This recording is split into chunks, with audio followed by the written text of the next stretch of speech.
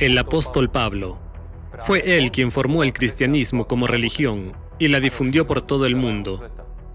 Hasta el día de hoy se cita a Pablo, se le rinde culto y se le venera.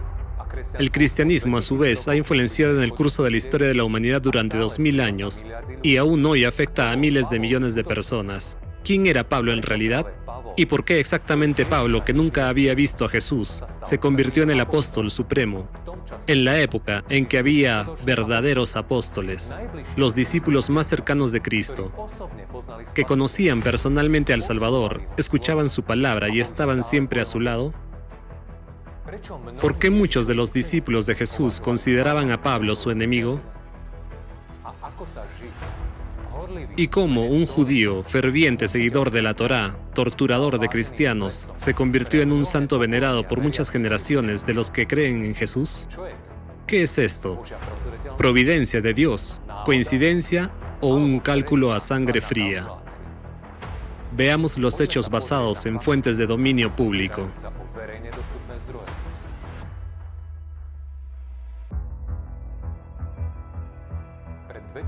Hace 2000 años, Jesucristo, el Hijo de Dios, trajo al mundo el conocimiento primordial sobre Dios, el diablo y el ser humano.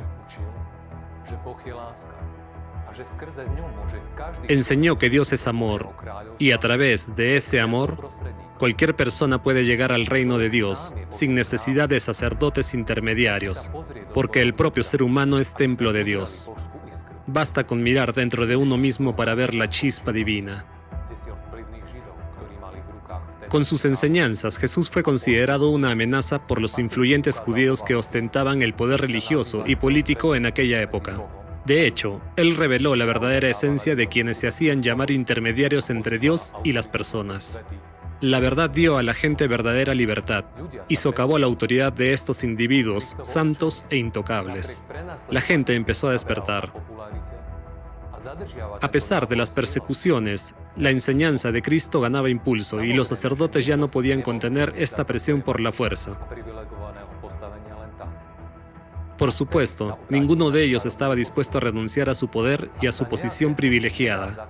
Así que recurrieron a un antiguo postulado: si no se puede prohibir o suprimir un determinado movimiento, hay que liderarlo. Y fue precisamente Saulo quien más tarde se convertiría en el apóstol supremo Pablo, quien desempeñó uno de los papeles clave en esto.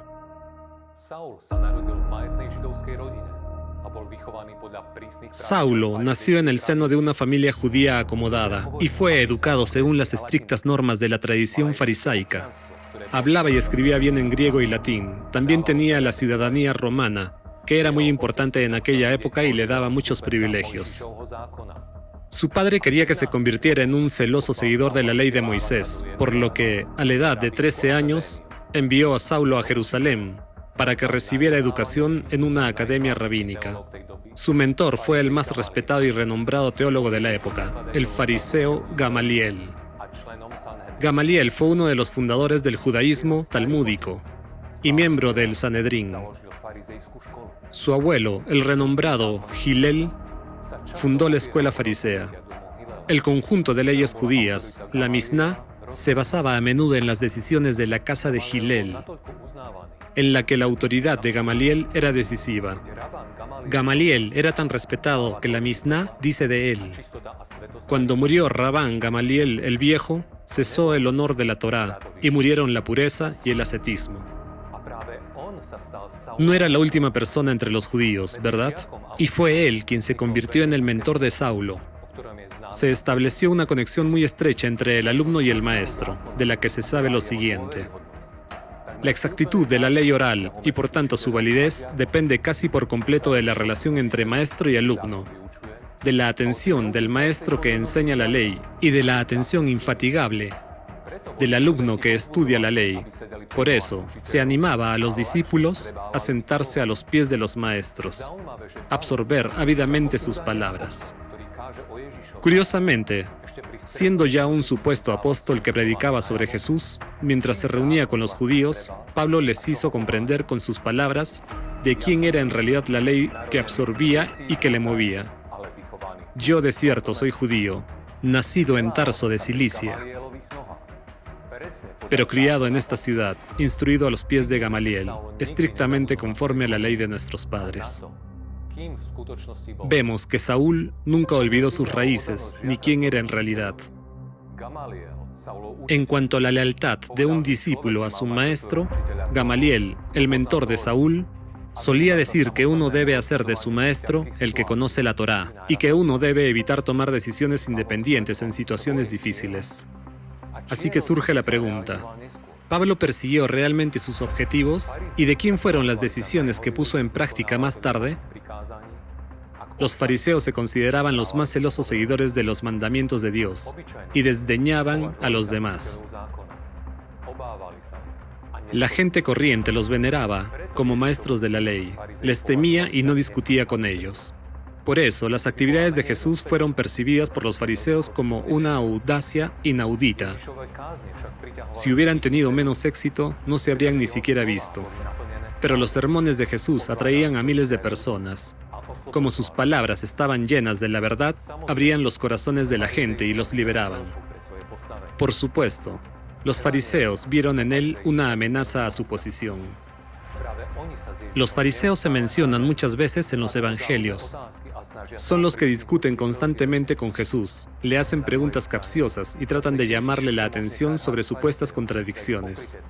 A su vez, Jesús desenmascara a los fariseos por su hipocresía, su distorsión de la ley divina y su excesiva preocupación por la piedad externa. Tras graduarse en la Academia de Jerusalén, Saulo se mostró como un ferviente seguidor del fariseísmo. Participó activamente en las persecuciones, arrestos y eliminación de los verdaderos seguidores de Jesús. En las Escrituras leemos: yo encarcelaba y azotaba en todas las sinagogas a los que creían en ti. Saulo soñaba con alcanzar un gran poder e hizo todo lo posible por ganarse el favor del Sanedrín, con la esperanza de ser admitido en el cónclave de Jerusalén. Es obvio que ya tenía autoridad dentro de los círculos fariseos, él mismo lo dijo. En el judaísmo aventajaba a muchos de mis contemporáneos en mi nación. ¿Cómo, si no, podría un joven tener autoridad para arrestar y encarcelar a cristianos? Saulo no era simplemente el ejecutor de la voluntad de otro, sino que él mismo era un incitador de la persecución. Obtuvo permiso para perseguir a los cristianos en Damasco. Fui a Damasco para traer presos a Jerusalén, también a los que estuvieron allí, para que fueran castigados. Pero un cambio sorprendente le ocurrió a Pablo en su camino a Damasco. Supuestamente, Jesús mismo se le apareció y eligió a Pablo para llevar mi nombre en presencia de los gentiles, de reyes y de los hijos de Israel. Según Saulo, quedó ciego después de esto, y la visión le impresionó tanto que él, un feroz perseguidor de la Iglesia de Dios, un fariseo y un celoso seguidor de las tradiciones judías, de repente creyó en Jesús y, lo que es más importante, en ser elegido para predicar las enseñanzas de Jesús. Y esto es bastante extraño. ¿No tenía Jesús un candidato más digno que un perseguidor y asesino de sus seguidores?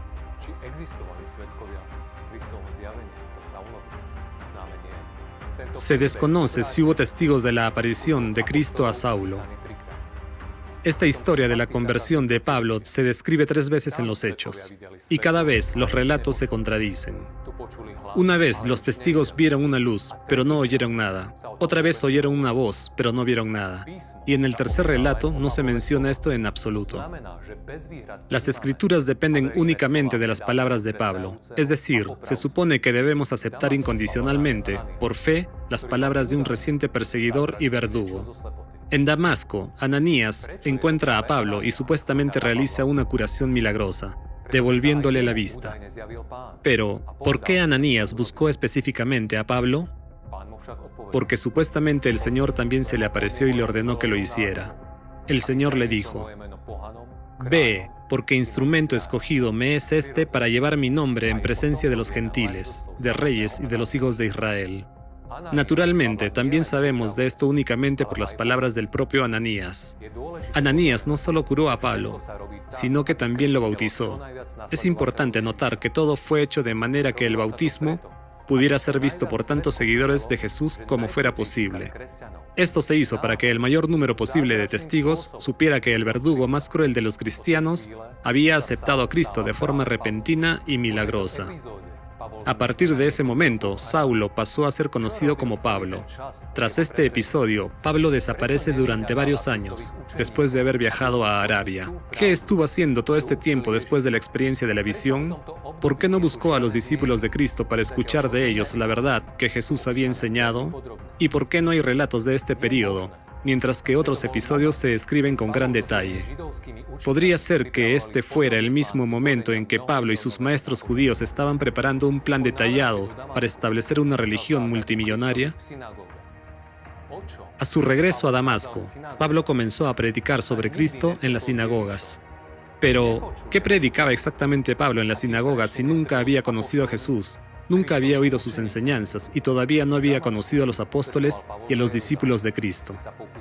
De Damasco, Pablo se dirigió a Jerusalén, donde intentó unirse a la congregación cristiana, pero no como un nuevo creyente, sino afirmándose inmediatamente para un papel de liderazgo y declarándose apóstol. A pesar de no haber sido nunca discípulo de Cristo en vida, Pablo insistió en su apostolado, afirmando que el propio Cristo le había designado para este ministerio. Sin embargo, no se le menciona en ningún discurso de Jesucristo, solo Pablo habló de su elección. Otra etapa significativa en el desarrollo de Pablo como autoridad cristiana fue la ayuda de Bernabé.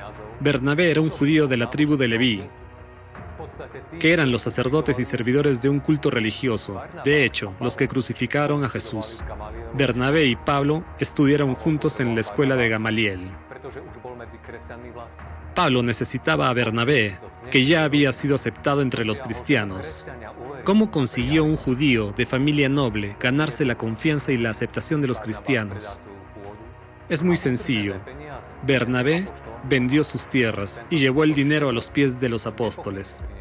Este acto de generosidad le valió sin duda reconocimiento y una posición más elevada en la congregación.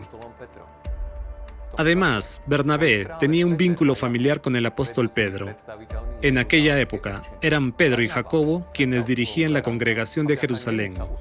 Así pues, Bernabé asumió el papel de garante y gracias a él se produjo el primer encuentro de Pablo con los apóstoles Pedro y Jacobo. Nótese que fue Bernabé, un judío de la tribu de los sacerdotes que crucificaron a Jesús, quien confirmó a los creyentes la pura verdad sobre la curación milagrosa en Damasco que le ocurrió a Pablo y sobre su supuesto arrepentimiento sincero y conversión a la nueva fe. Cabe mencionar que, de los apóstoles, Pablo solo se reunió con Jacobo y Pedro, pero nunca conoció al resto de los 12 apóstoles, aunque, lógicamente, Pablo debería haber estado ansioso por aprender todo lo posible sobre Jesús, por escuchar de sus discípulos más cercanos lo que él había enseñado. Pero Pablo no hizo eso. Al contrario, decía que Dios mismo le había elegido y que se comunicaba con Jesús a través de revelaciones espirituales. Mientras tanto, gracias a la labor de los verdaderos apóstoles, surgió en Antioquía un poderoso movimiento de seguidores de la enseñanza de Jesús. Pablo y Bernabé viajaron inmediatamente a Antioquía para liderarlo. La mayoría de los que se unieron al movimiento no eran judíos, sino griegos y sirios. Los conocimientos de griego de Pablo le ayudaron a influir en ello. En Antioquía, Pablo y Bernabé predicaron con éxito, supuestamente, las enseñanzas de Jesús, pero según su propia interpretación, favorable a los sacerdotes de Judea. De cómo se distorsionó exactamente la enseñanza de Jesús, hablaremos un poco más adelante. Y así, sorprendentemente, fue la iglesia de Antioquía, aquella donde la enseñanza de Cristo fue distorsionada, la que se convirtió en un centro temporal del cristianismo. Fue desde allí que la enseñanza de Cristo alterada, con sustituciones y distorsiones, comenzó a extenderse por todo el mundo, convirtiéndose en una religión. Sin embargo, si profundizamos en ello, no hay nada sorprendente ni accidental en todo esto. Recordemos que Pablo tenía una buena educación y contactos. Además, era ciudadano romano, lo cual era muy significativo en aquellos tiempos y le otorgaba numerosos privilegios. Todos estos factores abrieron grandes oportunidades para Pablo y, en consecuencia, grandes oportunidades para difundir su recién creada religión por todo el mundo. Según las Escrituras, el camino de Pablo estuvo lleno de penurias y privaciones. Predicó arriesgando su vida. Los judíos, al parecer, le odiaban por considerarle un traidor a su fe. Le persiguieron e intentaron matarle en varias ocasiones. Y aquí surge una pregunta razonable. Si querían hacerlo, ¿por qué no lo mataron? Después de todo, habían tenido bastante éxito en otros casos. En el Nuevo Testamento hay dos relatos de lo que le sucede a una persona a la que los judíos pretendían matar: la crucifixión de Cristo y la ejecución del protodiácono Esteban, que fue apedreado hasta la muerte por los judíos. En esos casos, todo fue absolutamente sencillo. Los capturaron, juzgaron y mataron, con éxito y sin fallos desde el primer intento. Sin embargo, fue completamente distinto con Pablo, que cayó en manos de los judíos múltiples veces. Estuvo a punto de ser ejecutado varias veces, pero siempre escapaba milagrosamente y continuaba su predicación con renovado vigor. Se podría argumentar que Pablo era tan favorecido por Dios que ni siquiera la pena de muerte podría con él. Pero entonces surge de nuevo una pregunta incómoda. ¿Fue Pablo más favorecido por Dios que el propio Jesucristo? O tal vez el asunto es totalmente diferente y no todo es como nos lo han contado.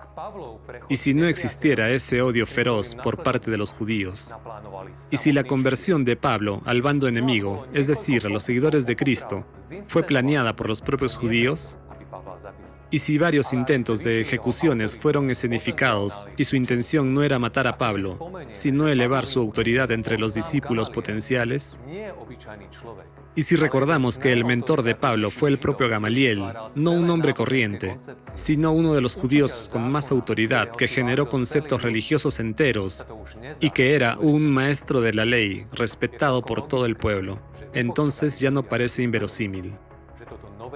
Es bastante lógico que los calculadores judíos se dieran cuenta de que no podrían destruir este nuevo movimiento.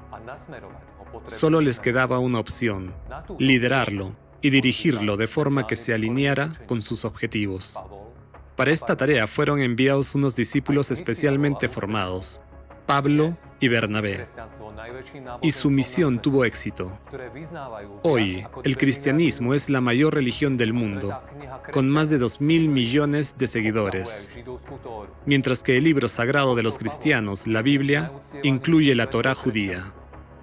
El apóstol Pablo es uno de los santos más venerados del cristianismo. Es el autor del mayor número de libros incluidos en el Nuevo Testamento. A modo de comparación, solo 4 de los 27 libros están dedicados a la vida y la enseñanza de Jesús, mientras que 14 libros son reflexiones de Pablo. ¿No es extraño? Los eruditos e investigadores que estudian los escritos de Pablo han llegado a una conclusión chocante. En lugar de predicar basándose en las palabras de Jesús, Pablo crea su propia enseñanza que es completamente diferente de la enseñanza de Cristo. Resulta que hay una enorme brecha entre la enseñanza de Jesús y lo que creó Pablo. Pablo basó su religión en las ideas judeo-helenísticas y en el misticismo helenístico porque estaba muy familiarizado con ellos. De hecho, el cristianismo, tal y como fue moldeado por Pablo, se convirtió en una rama actualizada del judaísmo. Para promover su religión, Pablo menciona constantemente el nombre de Jesús, pero nunca dice que Jesús haya enseñado o dicho así.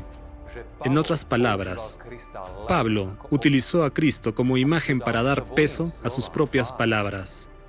De hecho, la personalidad de Jesús no tenía ninguna importancia para Pablo.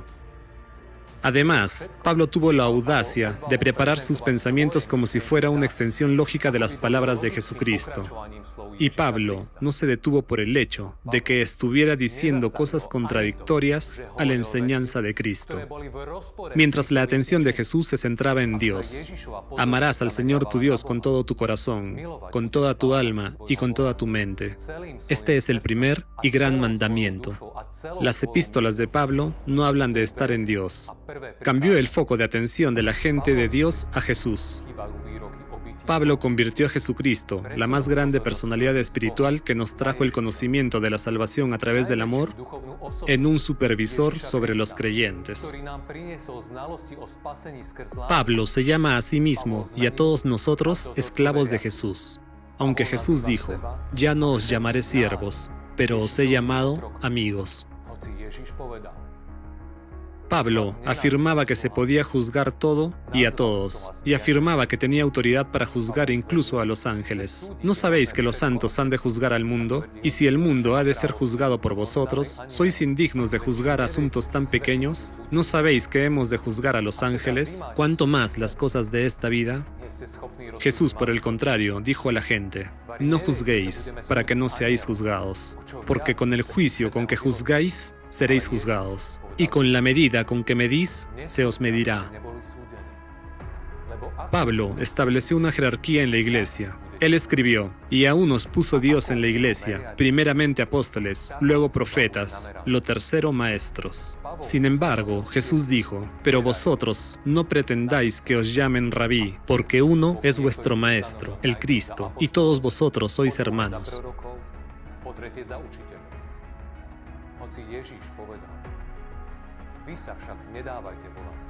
Jesús también dijo, y no llaméis Padre vuestro a nadie en la tierra, porque uno es vuestro Padre, el que está en los cielos. Ni seáis llamados maestros, porque uno es vuestro Maestro, el Cristo. Sin embargo, Pablo habló de miles de instructores en Cristo, e incluso se refiere a sí mismo como un padre para los creyentes, diciendo, en Cristo Jesús yo os engendré por medio del Evangelio, y les ruega que me imitéis.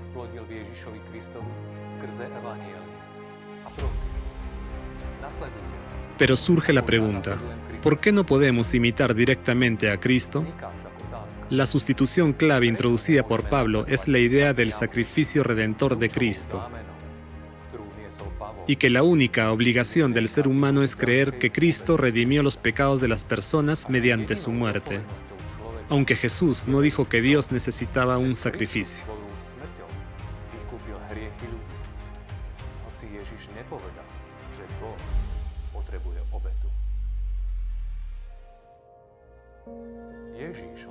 Jesús habló de amor, de ser simplemente un ser humano con un corazón bondadoso y amoroso, y aspirar sinceramente a Dios. Esta es la verdadera clave de la salvación, el camino recto hacia la vida eterna. Pero no seguimos a Cristo, seguimos la religión de Pablo. Pablo cometió crímenes terribles. Mató a numerosos verdaderos seguidores de Cristo. Pero lo más terrible que hizo fue distorsionar las palabras del Salvador y construir sobre ellas una institución de poder. Quitó las llaves del cielo que Jesús había entregado a todos. Pablo inculcó en la gente la sumisión, el temor a Dios, y los ató con la irresponsabilidad. Puso un intermediario entre una persona y Dios.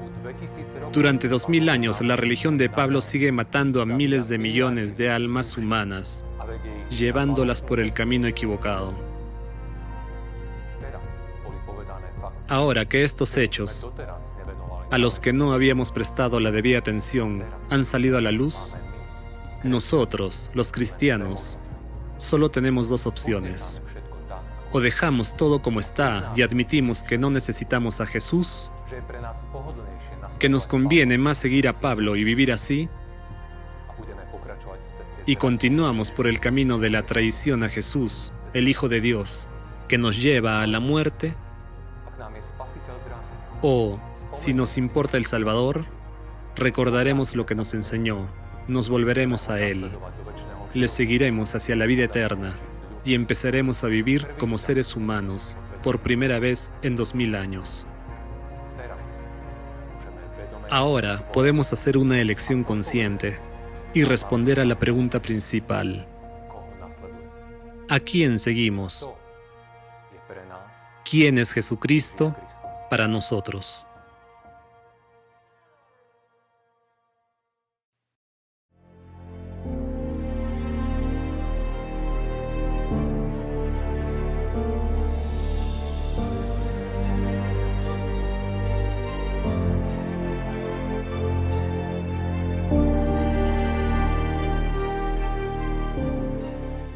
Estimados espectadores, debido al aumento de la censura, muchos de nuestros canales han sido eliminados de YouTube y los restantes están bajo amenaza. Por favor, sigan el enlace de la descripción y suscríbanse a nuestro canal en la plataforma de Rumble. Ahí se publicarán todas las noticias, incluida la información que está prohibido tratar en YouTube. Por favor, sigan el enlace ahora para estar conectados en todo momento. Síganos también en Telegram para recibir las noticias más recientes e información sobre eventos. Agradecemos su apoyo.